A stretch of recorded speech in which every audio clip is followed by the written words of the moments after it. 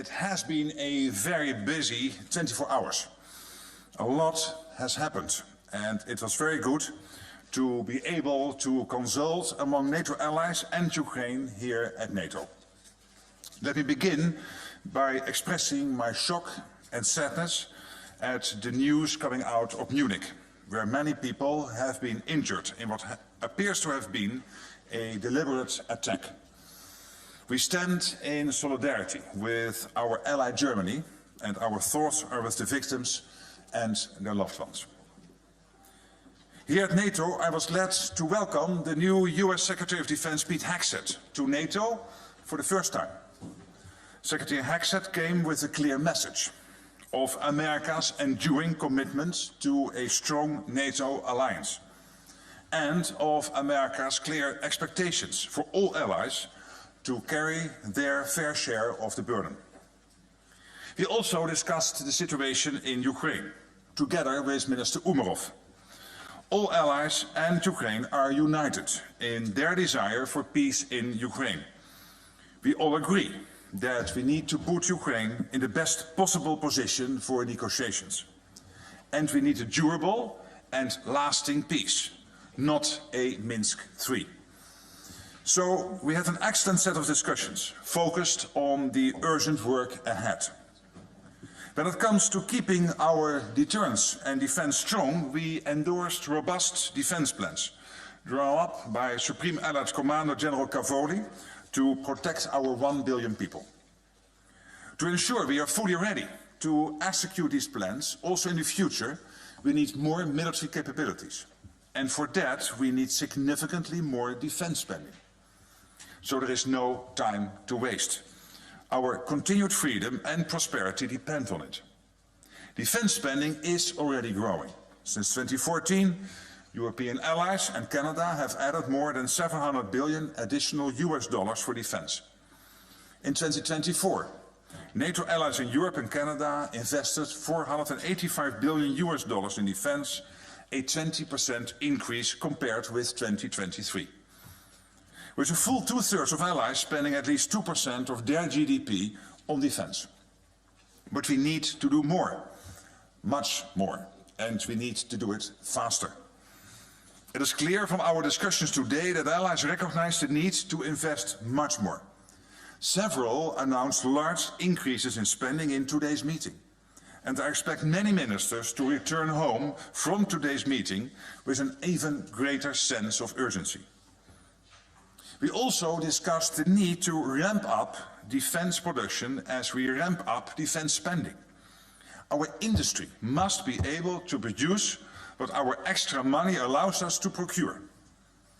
We have already seen a significant increase in defense production across the alliance in recent years. We are producing more and faster than at any time in decades. But we can and must do more. To ensure the credibility of our deterrence and defense for years to come, we need to shift to a wartime mindset. And we need industry to shift with us. Industry has taken steps to improve production capacity, but they can do better. The demand signals are clear, and they'll continue to grow. Today we agreed an updated action plan to rebuild a strong defense industry on both sides of the Atlantic. A robust defense industry will make the alliance stronger and create more jobs in Europe and North America. Allies also met with Ukraine in the NATO-Ukraine Council, and we were joined by the EU High Representative Kaja Kallas. Defense Minister Umerov briefed allies on the latest developments on the ground. And allies took note of President Trump's initiative for peace talks, which Secretary Hegseth had already outlined in our consultations within the UDCG yesterday afternoon. We discussed the importance of our continued support to Ukraine, which is crucial so that this brutal war of aggression can come to a just and lasting end. And we discussed the need for European allies and Canada to do even more. In 2024, NATO allies provided over 50 billion euros in security assistance to Ukraine, nearly 60% of this coming from Europe and Canada. This is well above the 40 billion that we have pledged for the year. The newly established NATO command in Wiesbaden, Germany, is at the forefront of coordinating these contributions. This command is now operational and is doing important work. And allies announced new military support packages yesterday and today. This will help Ukraine in its fight today and to build up Ukraine's armed forces in the long term. All of this sends a clear signal that Europe and Canada are taking on a greater proportion of the transatlantic burden sharing. So we had an honest and forthright discussion among ourselves and with Ukraine. And we are coming out our meetings over the past 24 hours with a clear sense of purpose, commitment and urgency. And with that, I'm ready to take your questions. All right. We'll start with Sky News. Thank you, Deborah Haynes from Sky Hi, News. good afternoon. Good afternoon. Are all NATO allies united behind Ukraine in this, what President Zelensky has said, this belief that no negotiation on ending the war can take place without Ukraine at the table? And are allies united that Ukraine cannot be forced into an agreement unless it actually accepts the conditions? What we are clearly united about is that, first of all, we have to make sure that when talks start, Ukraine is in the best possible position. And obviously this is about Ukraine, so Ukraine will be involved in any way and whatsoever. And at the same time, we are also in total agreement that an outcome has to be durable. As Pete Hegseth, the Secretary of Defense, said yesterday, we cannot have a Minsk III again. So whenever the outcome is there, we have to make sure that Putin will not try to grab another square mile, kilometer of Ukraine. All right. We'll go to Reuters. Thank you very much, Secretary General. You have said repeatedly that Ukraine needs to be put in a position of strength before talks could start. But President Trump has said that talks are starting immediately. So does that mean that Ukraine is now starting negotiations from a position of weakness? No, and I do not completely agree with you, because what will happen, of course, even if talks start, they will not end on day one or day two. So there is, let's say, a path there where we have to make sure that talks are successful, and it is important that we get to a peace deal, and at the same time to make sure that Putin understands that the West is united, that Ukraine is getting all the support it needs to prevail. That is very important, but also that he understands that we will only conclude those talks when we are absolutely assured that the outcome can be sustained, that the outcome is enduring, is lasting. All right. RBC, Ukraine.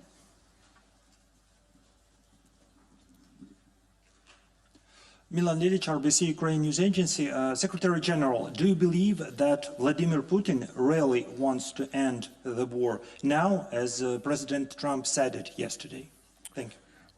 Well, I don't know what is exactly in President Putin's mind, of course, neither can you.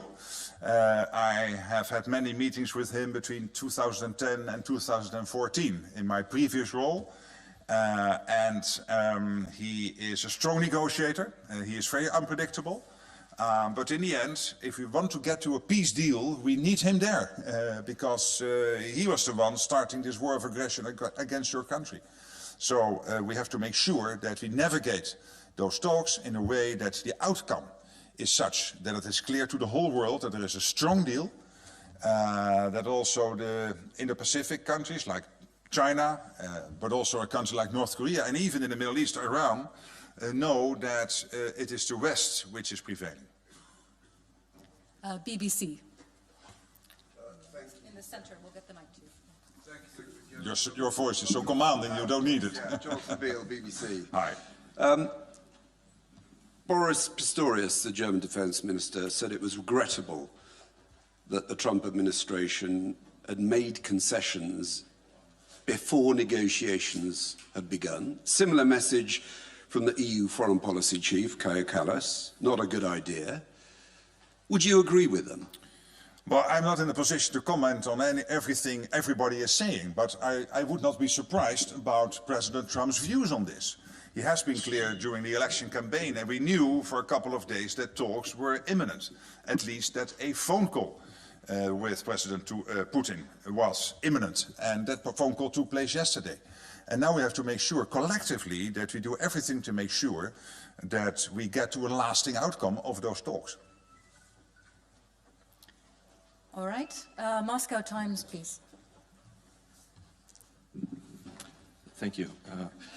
Secretary General, many experts say that after yesterday's President Trump's speech, that the agreement, if it might be signed, the peace agreement, if it might be signed in the way, in the tone which was articulated by the Washington, will make Moscow and President Putin stronger, and it might lead to President Putin's decision that he can challenge some other countries. If yes, do you agree with this, and who he might challenge or attack, as experts say? Well, I have not seen the outcome of peace negotiations. They have not even started.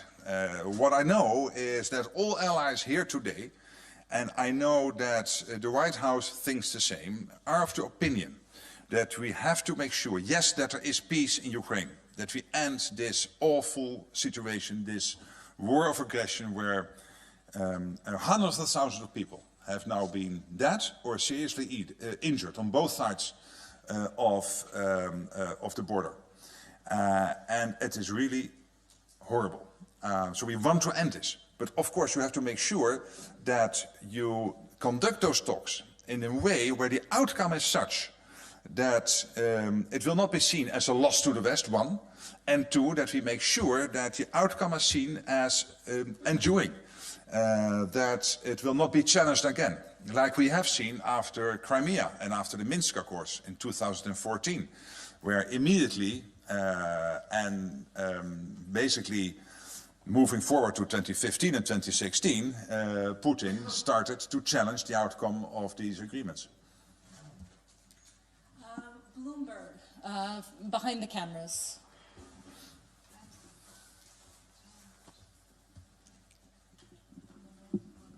Secretary General, this is Andrea Pallasciano from Bloomberg. President Trump has said that negotiations are effectively starting. Europeans are not in the conversation right now. They're not at the table. What can European allies, European NATO allies do to get back in the conversation? And what exactly can they offer? What can they put on the table to be included in these discussions? Well, clearly we are intensely consulting amongst each other, including with the United States. I will be myself in Munich tomorrow, meeting with Vice President Vance. Kellogg, the special representative for Ukraine, special representative for President Trump, will be here at NATO on Monday. Yesterday I had dinner with Pete Hegseth, the new Secretary of Defense of the United States. So we are, as NATO, and the teams are, of course, intensely coordinating. And I know that many allies and many EU member states are doing the same with Washington. So we are really, and what we did the last 24 hours was also very much about getting to the same page. And this is a democratic alliance. You do not always start with concurring positions. But in these 24 hours, what I have seen was a tremendous sense of unity and of convergence of views, and maybe not on everything and every detail, but still an alliance moving united forward. All right, staying in the same part of the room, woman in the white blouse and beige vest. Good afternoon. My name is Julia Serivan. I'm from Republic of Moldova, representing here Journal TV. So, Mr. Rutte, last night the airspace of the Republic of Moldova was overflown by Russian drones. Some of them even exploded on the Moldovan territory, which is very serious and endangers the lives of our citizens. What can allies do to help Moldova to protect its airspace, because it's really dangerous right now, and as we speak, Moldovan citizens are in danger? Well, as you know, many allies, I hosted Maya Sandu, the president of Moldova, here myself in late 2024, I think it was in December. So we are having a lot of talks and consultations. And many allies are also bilaterally supporting Moldova. The European Union is very much involved because we all care about your beautiful country. and to make sure that you prevail in this ongoing, let's say, yeah, you would call it hybrid in the past, but this is really destabilization campaigns and sometimes even state-sponsored terrorism against your country. And this is what we are doing, working together on this, consulting, making sure that we are on the same page. That is very important. All right, and just behind her, Frankfurt Allgemeine Zeitung. Thanks a lot, Thomas Kutschka with Frankfurt Allgemeine Zeitung. Secretary General, yesterday the US Secretary of Defense also said that in the future Europeans need to take ownership of their own, as he said, conventional security. How do you read this? Does it mean that we should expect the bulk of the US forces in Europe, which are about 100,000 at the moment, will be withdrawn from the continent? Did you discuss this with him? Did you get any assurances? And would it be wise for Europeans to basically foresee a situation where the US only provides a nuclear umbrella, but no longer any conventional protection? Thank you. Thank you for the question. And you know, Pete Hegseth visited Stuttgart on Tuesday, and on a question, I think by you or one of your colleagues said that there are no plans to reduce troop levels. That's one. At the same time, the US is quite irritated, basically for a long time, and Trump made this very clear when he came on board in 2016, 2017, about the fact that the US is spending much more on defense than the average is in the rest of NATO, in Canada and in Europe. So we have to do more. Last year we spent 20% more. US NATO allies. So if you take out US from the numbers, the rest of NATO spend 20% more. So we can do this. But it is not nearly enough. When you look at the capability targeting process, and when you then from there start to see the emerging gaps, it has to be much and much more than this famous 2%. It will be more than 3% at least. So here he is right. And the good thing, of course, is when we in the rest of NATO spend more, that there will be more of a burden sharing with what the US is doing, because the US itself is now on about 3.3, 3.4, 3.5%, depending on which year and how you calculate it. So that burden shift is necessary. But to your concrete question, I think Pete Hegseth was very clear in Stuttgart. Let's see, here. Woman in the second row. Yuri Bilat, Holod Media, Russian Media in Exile. I wanted to ask you about, like yesterday NATO already did what Putin wanted, dropped off the idea of Ukraine membership and alliance in the foreseeable future. Is this how NATO will make Putin to start the talking process, but just give him what he wants? Well, listen, in Washington again, NATO committed to future NATO membership for Ukraine. But it has never been agreed that whenever peace talks would start, that peace talks would end anyway and always and definitely with NATO membership. That has never been agreed.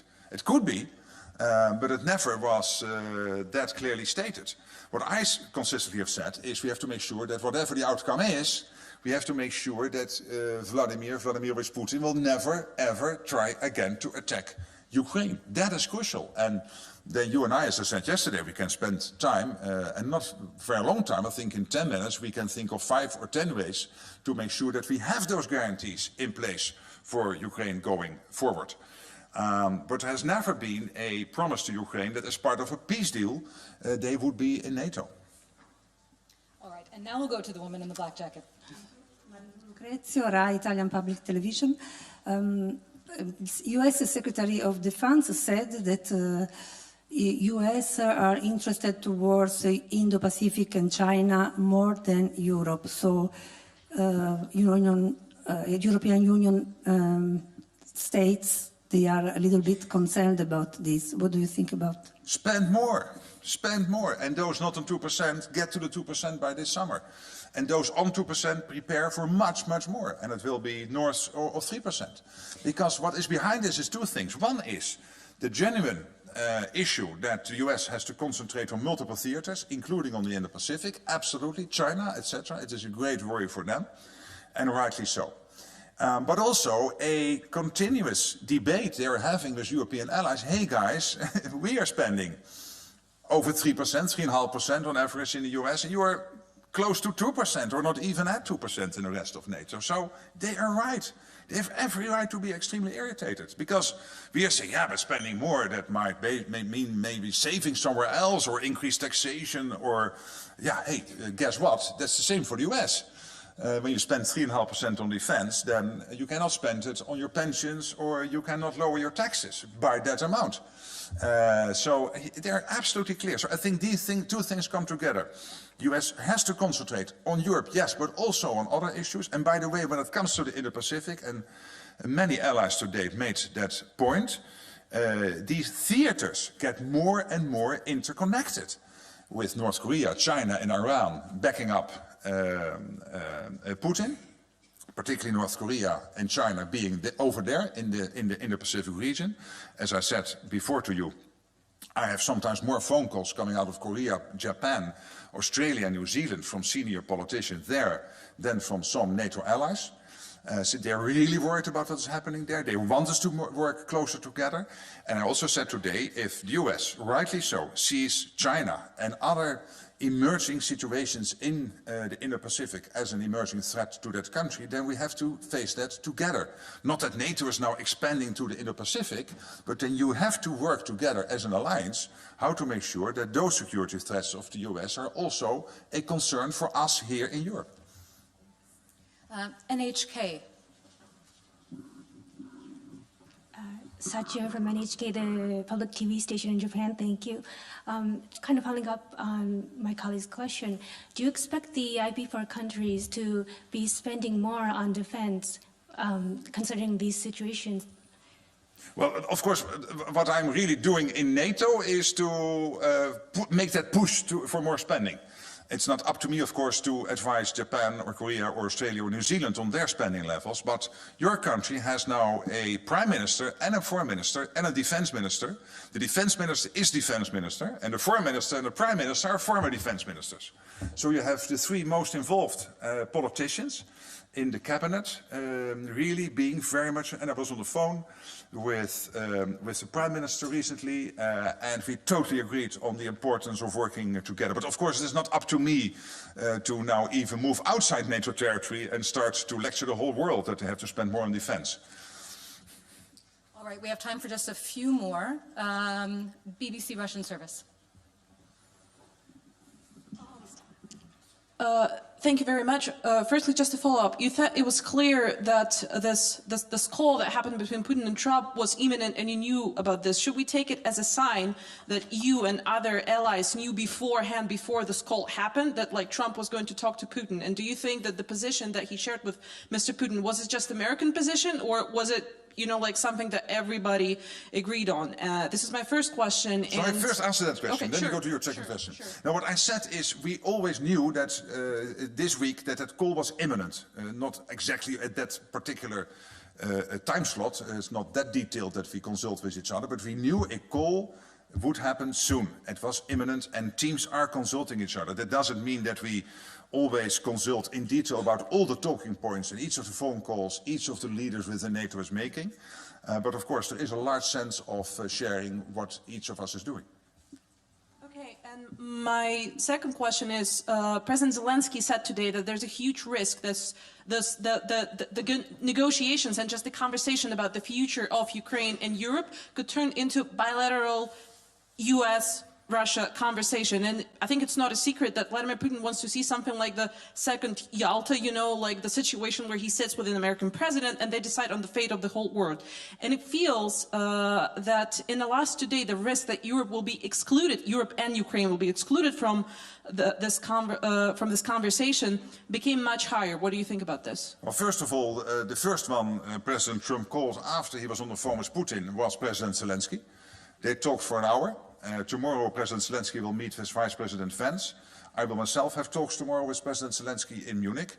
So we are closely coordinating between the US and also Ukraine and, of course, European allies. All right, and just behind her, the blonde woman.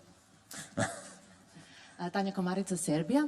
What are the key challenges in NATO's relation with the non-member countries in the Western Balkan, and how does NATO plan to strengthen cooperation with these countries?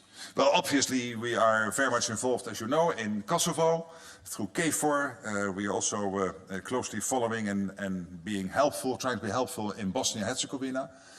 I myself have excellent relations with all the leaders in the region, thanks to my previous role, including President Vučić of Serbia.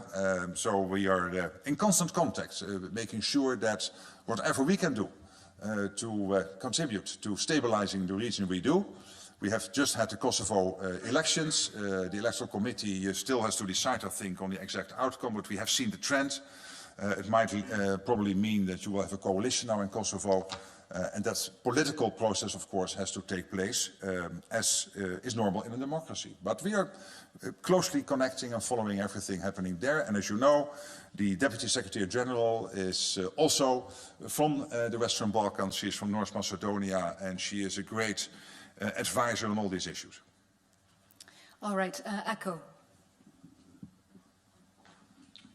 Artem Misedin, ECHO.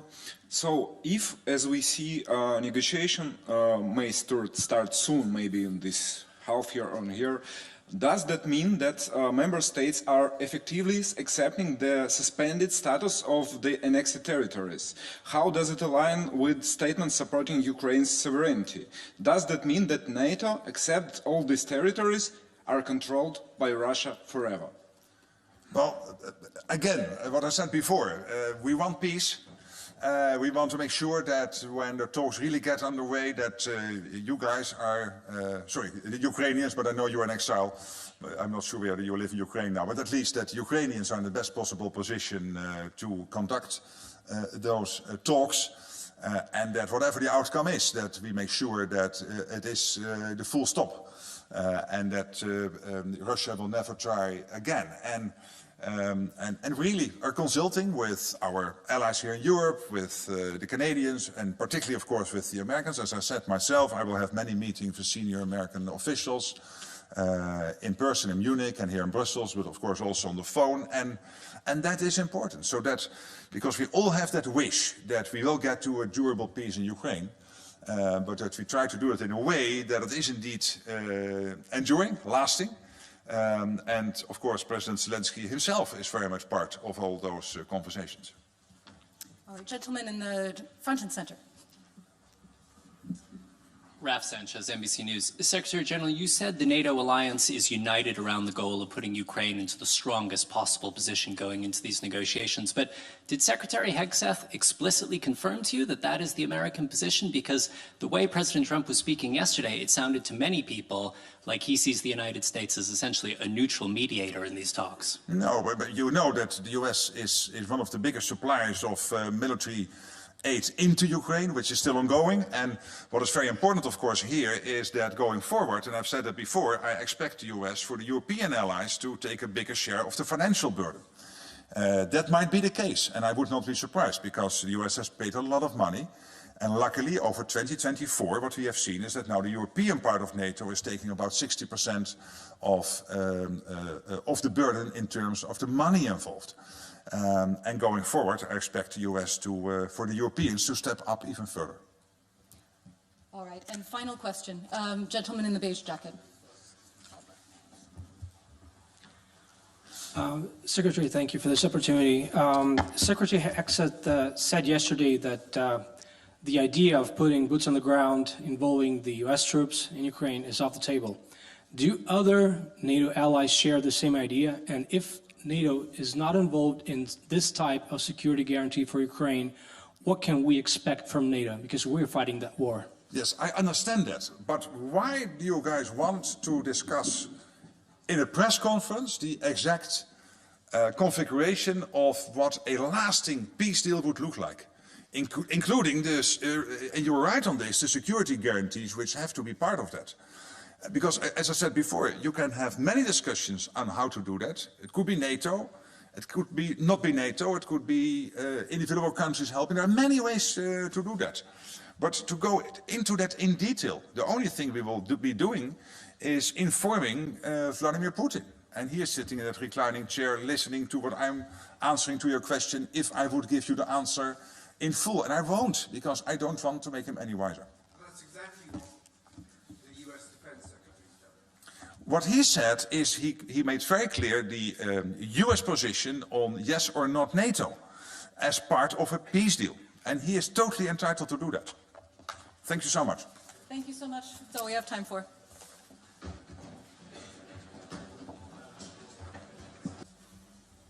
Good afternoon, everyone. We're going to start with the U.S. press. We're going to take 2 from the U.S. We'll take 2 from international, and then we'll go from there depending on the secretary. So let us start with. Now hold on, John. Sir, I'm going to talk first. Roger that. It is great to be here at NATO with 31 allies, also with my wife Jenny, who's been meeting with families of U.S. troops, both here in Germany, and we're heading to Poland right after this as well. That's what this is all about for me, for President Trump, and the Defense Department. I also want to express a special thanks to the Secretary General Rutte, for your boldness, for your friendship, for your leadership, and most especially for your urgency of the matter at hand, which is great to see from the leader of NATO. Look forward to working very closely with him and his team. And before we're talking about what we've done at the ministerial, I want to reaffirm a few things from this podium. First, as we see it, NATO's strategic objectives are to prevent great power conflict in Europe, deter nuclear and non-nuclear aggression, and defeat threats to treaty allies should deterrence fail. Second, the U.S. is committed to building a stronger, more lethal NATO. However, we must ensure that European and Canadian commitment to Article 3 of this treaty is just as strong. Article 3 says that allies, and I quote, by means of continuous and effective self-help and mutual aid, will maintain and develop their individual and collective capacity to resist armed attack. Leaders of our European allies should take primary responsibility for defense of the continent, which means security ownership by all allies, guided by a clear understanding of strategic realities, and it's an imperative given the strategic realities that we face. And that begins with increasing defense spending. 2% is a start, as President Trump has said, but it's not enough. Nor is 3%, nor is 4%, more like 5%. Real investment, real urgency. We can talk all we want about values. Values are important. But you can't shoot values. You can't shoot flags, and you can't shoot strong speeches. There is no replacement for hard power. As much as we may not want to like the world we live in some cases, there's nothing like hard power. It should be obvious that increasing allied European defense spending is critical, as the President of the United States has said. Also critical is expanding our defense industrial base capacity on both sides of the Atlantic. Our dollars, our euros, our pounds must become real capabilities. The U.S. is fully committed under President Trump's leadership to pursue these objectives in the face of today's threats. Yesterday, I had a chance to attend the Ukraine Defense Contact Group. Today, participated in both the NATO Ministerial and the Ukraine Council. In both, we discussed Russia's war of aggression against Ukraine. I had the chance to brief allies on President Trump's top priority, a diplomatic, peaceful end to this war, as quickly as possible, in a manner that creates enduring and durable peace. The American Defense Department fully supports the efforts of the Trump administration. And we look to allies to support this important work with leading on Ukraine security assistance now through increased contributions and greater ownership of future security assistance to Ukraine. To that end, I want to thank my UK counterpart, Defense Secretary John Healey, for hosting this Ukraine Defense Contact Group and for his leadership on support of Ukraine.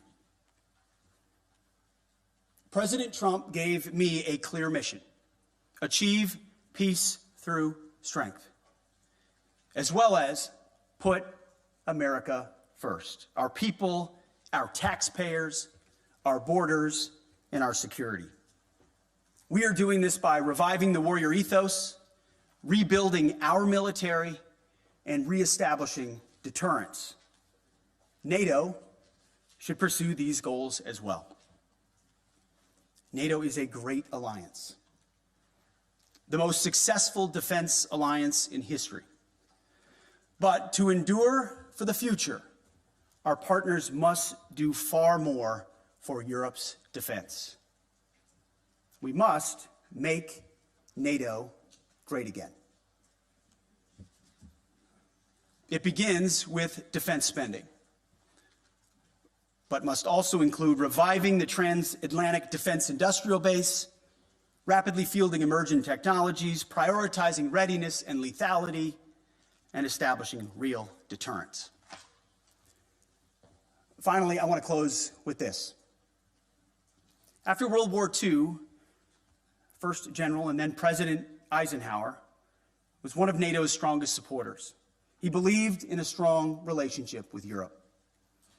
However, by the end of Eisenhower's presidency, even he was concerned that Europe was not shouldering enough of its own defense, nearly making, in Eisenhower's words, quote, a sucker out of Uncle Sam. Well, like President Eisenhower, this administration believes in alliances, deeply believes in alliances. But make no mistake, President Trump will not allow anyone to turn Uncle Sam into Uncle Sucker. Thank you, and we're glad to take some questions. Thanks very much. Let's start with the U.S. traveling TV pool with Liz Ferdin.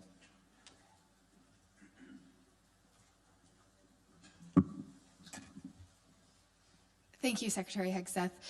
You have focused on what Ukraine is giving up. What concessions will Putin be asked to make? Well, I would start by saying the arguments that have been made that somehow coming to the table right now is making concessions to Vladimir Putin outright that we otherwise, or that the President of the United States shouldn't otherwise make. I just reject that at its face. There's a reason why negotiations are happening right now, just a few weeks after President Trump was sworn in as President of the United States. Vladimir Putin responds to strength. In 2014, he invaded Crimea, not during the presidency of Donald Trump. Over 4 years, there was no Russian aggression from 2016 to 2020. In 2022, Vladimir Putin took aggression on Ukraine, once again, not while President Trump was President of the United States. So any suggestion that President Trump is doing anything other than negotiating from a position of strength is on its face ahistorical and false. So when you look at what he may have to give or take, what's in or what's out in those negotiations, we have the perfect deal maker at the table from a position of strength to deal with both Vladimir Putin and Zelensky. No one's going to get everything that they want, understanding who committed the aggression in the first place. But I challenge anyone else to think of a world leader at this moment who, with credibility and strength, could bring those two leaders to the table and forge a durable peace that ultimately serves the interests of Ukraine, stops the killing and the death, which Trump has been clear he wants to do, and hopefully ultimately is guaranteed by strength of Europeans who are there prepared to back it up.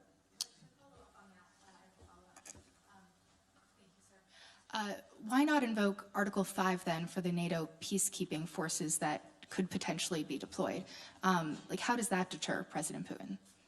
Well, I would say, I want to be clear about something as it pertains to NATO membership not being realistic outcome for negotiations. That's something that was stated as part of my remarks here, as part of a coordination with how we're executing these ongoing negotiations, which are led by President Trump.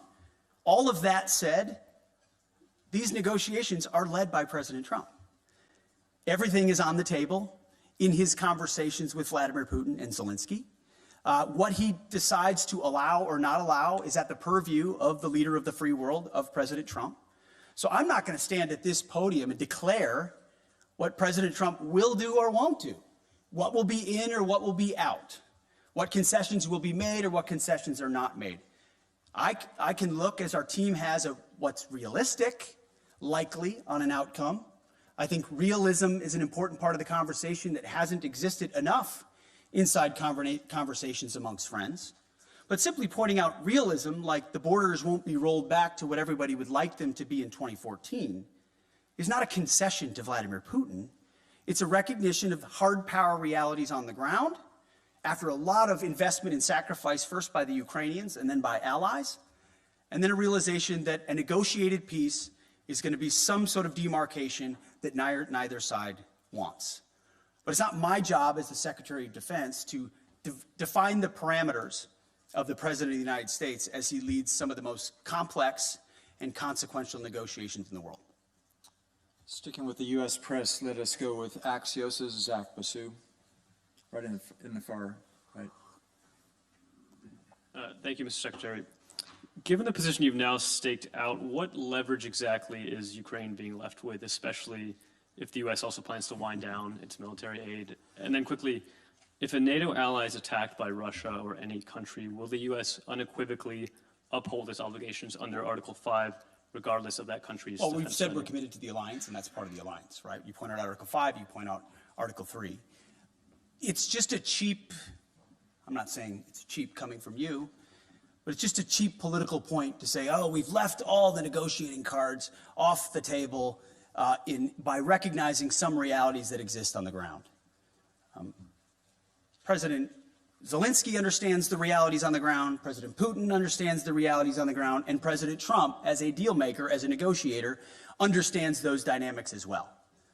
By no means is anything that I state here, even though we lead the most powerful military in the world, hemming in the commander-in-chief in his negotiations to ultimately decide where it goes or does not go. Well, he's got all the cards he would like. And the interesting part is, oftentimes, while the conventional status quo mindset or the legacy media wants to play checkers, the same checkers game we've been playing for decades, President Trump, time and time again, finds a way to play chess. As a deal maker, as a businessman who understands how to create realities and opportunities where they otherwise may not exist. Take, for example, the conversations that our Treasury Secretary had in Kiev recently with President Zelensky, which will continue in Munich with our Vice President and Secretary of State around investments and resources inside Ukraine. I don't want to get ahead of any decision or announcement that could be made there. It could be any number of parameters. But President Trump, as a deal maker and a businessman, recognizes that an investment relationship with Ukraine, ultimately in the long term for the United States, is a lot more tangible than any promises or shared values we might have, even though we have them. There is something to relationships and deals in real ways, whether militarily or economically or diplomatically, that he sees that are possibilities that could forge together a lot of opportunities to show that solidarity that Vladimir Putin will clearly recognize. That's one of any number of other opportunities that this president will leverage in these high-stakes negotiations. So I just reject on its face the premise that somehow President Trump isn't dealing with a full set of cards when he's the one that can determine ultimately what cards he holds. Great. Now shifting to the international press, we'll take the French wire service Agence France Presse with Max Delaney.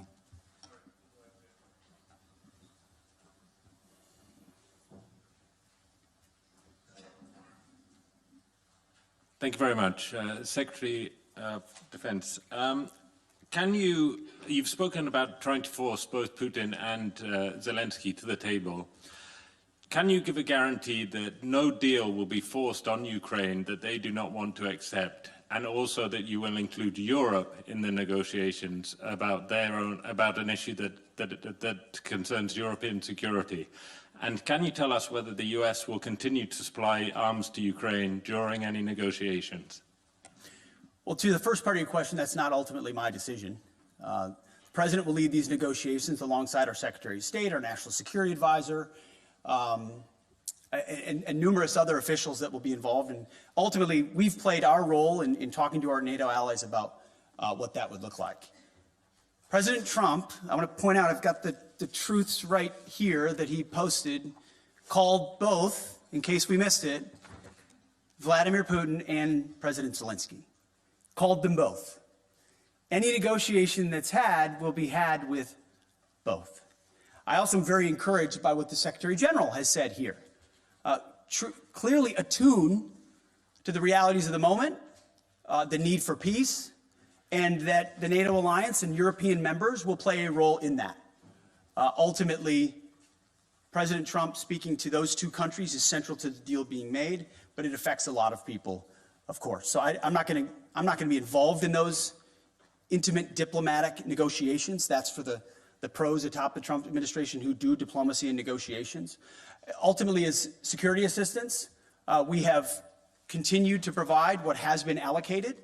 I think it would be fair to say that things like future funding, either less or more, could be on the table in negotiations as well.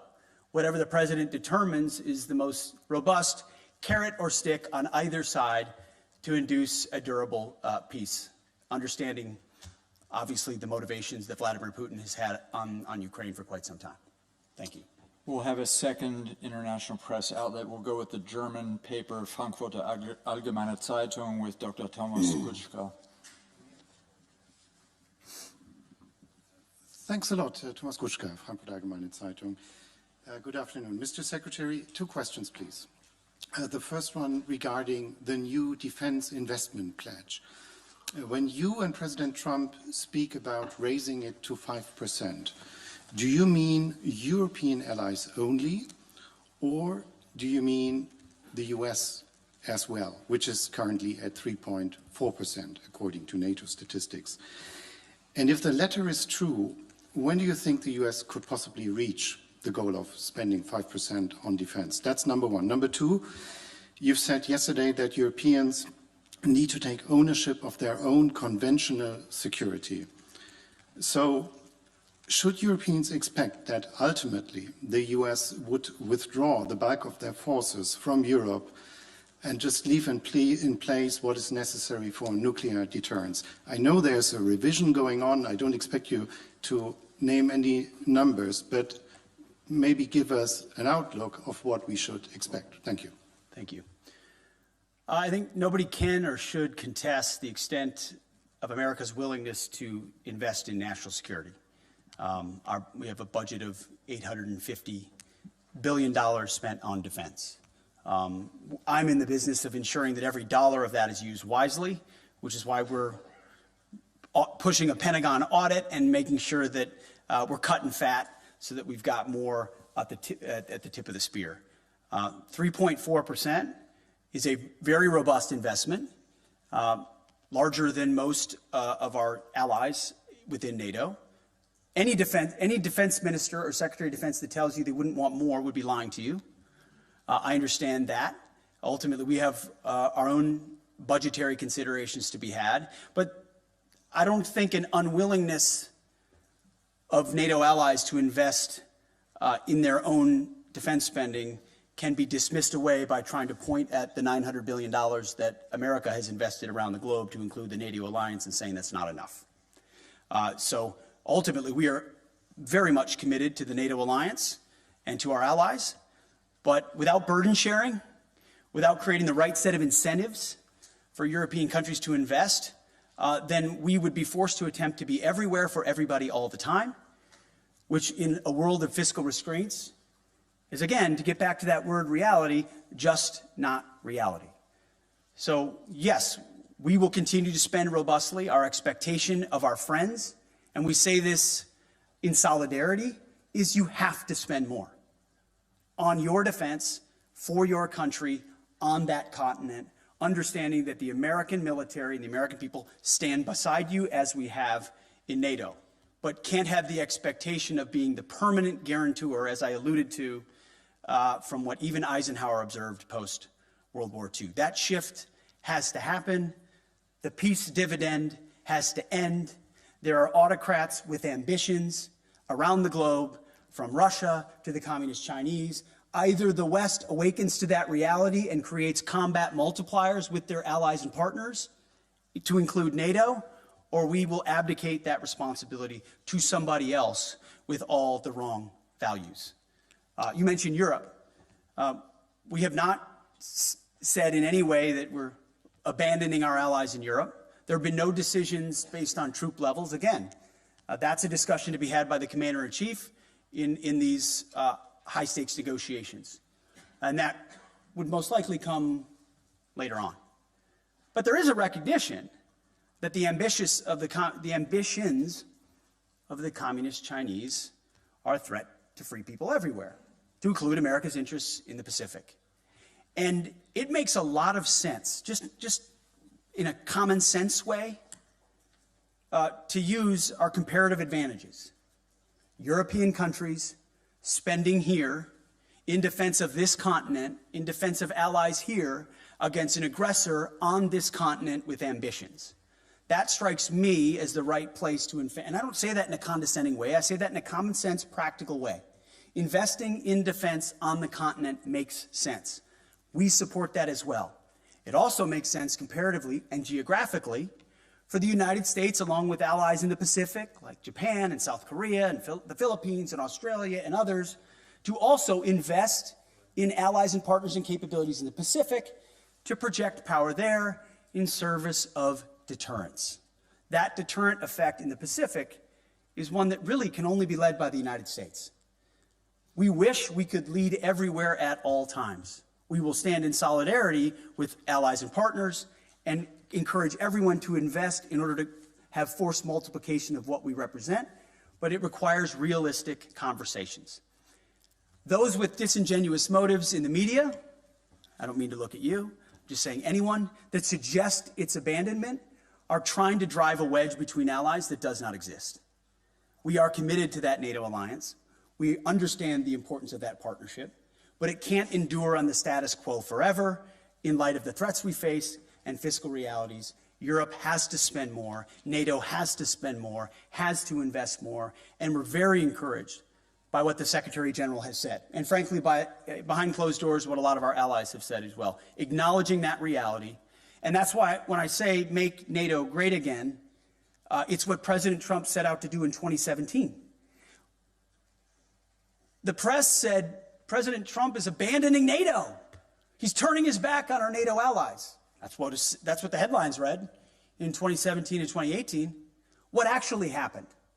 That tough conversation created even more investment to the point where now almost every NATO country is meeting the 2% goal that was said to be egregious when he first said it. Now European countries are stepping up, and President Trump continues to ring the alarm bell that even more investment is required considering where we are. So suggestions of abandonment otherwise continue to be disingenuous, and we are proud to be part of this alliance and stand by it. Sir, I'll take a couple more. Sure. Why don't we take one from a U.S. outlet and one from an international outlet? With the U.S. outlet, pardon me, sir, what we're going to take from the U.S. is Logan Rutte from Newsmax, please. You talked about expanding the defense industrial base and also expediting foreign military sales. Can you expand on that a little bit and how important that is to NATO? Well, one of the self-evident conclusions of the war in Ukraine was the underinvestment that both the European continent and America has had, unfortunately, in the defense industrial base. The ability to produce munitions, emerging technologies, rapidly and field them, was a blind spot exposed through the aggression against Ukraine. Ukraine has responded to that, as we've had a chance to listen to a great deal. Europe is responding to that, and so is America. We have to do more to ensure whether you call it the arsenal for democracy or defending the free world. If America can't build and export and build and provide rapid capabilities because we're too stale or static or bureaucratic or the Pentagon is bloated, then we're not able to field the systems we need in the future. So deep and dramatic reforms are coming at the Defense Department with the leadership of President Trump to ensure that we're investing robustly in our defense industrial base. A great example is shipbuilding. We need to vastly increase our ability to build ships and submarines, not just for ourselves, but to honor obligations to our allies as well. And we will do that. Foreign military sales is another thing I mentioned this morning with the Secretary General. We have, for a long time, been the country by, with, and through that our allies are able to supply major platforms and weapon systems like the F-35 and the Patriots and others. Whatever the system is, we need to reform that process so it's quicker. So a request today isn't delivered 7 years from now, but 3 years from now with less red tape and with the most efficient and effective technology possible. We hear that from our allies, and that's part of being a good faith partner, is we're going to invest in our defense industrial base. We're going to make sure foreign military sales are as rapid as possible, which again is a force multiplier for American power, which is something we want to do in a contested world. For our final question, we'll go to an international outlet, the Japanese service NHK, with Tsuchiyo Sugita, please.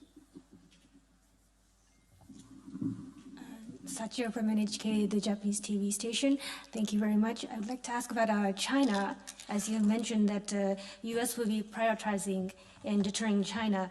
What role will you be expecting with Japan and IP4 countries to play in this context? Sure. I mean, first of all, I would point out that President Trump has expressed a strong relationship with Xi Jinping. We don't have an inevitable desire to clash with China. There's a recognition that there are divergent interests which lead to a need for strength on the American side to ensure our interests are advanced, and that ultimately any aggression is deterred. That's a real thing, but we don't feel like conflict is inevitable and certainly don't seek conflict with China, and that's why President Trump has that good relationship with Xi Jinping. But it was prudent for us to work with allies and partners in the Pacific to ensure that that deterrence, hard power deterrence, not just reputational, but reality, exists. And that's why a lot of my first phone calls as Secretary of Defense were to Pacific allies, to Australia, to Japan, to South Korea, to the Philippines, and others, and will continue, because that, just as this alliance in Europe is critical, working by, with, and through allies and partners in that region who understand the reality of the ascendant Chinese threat will be critical. It can't be America alone. It won't be America alone if we are to deter that. So it is a focus. I've articulated that from day one. America achieves strength, whether it's in peace through the Ukrainian conflict or deterring it in the Pacific through strength. There's a reason why Donald Trump emphasizes peace through strength at every moment. My job alone as the Secretary of Defense is to ensure he has the strongest, most capable, most lethal military possible.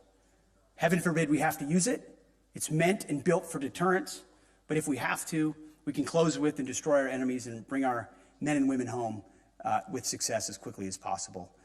Thank you very much for being here. Thank you, everyone.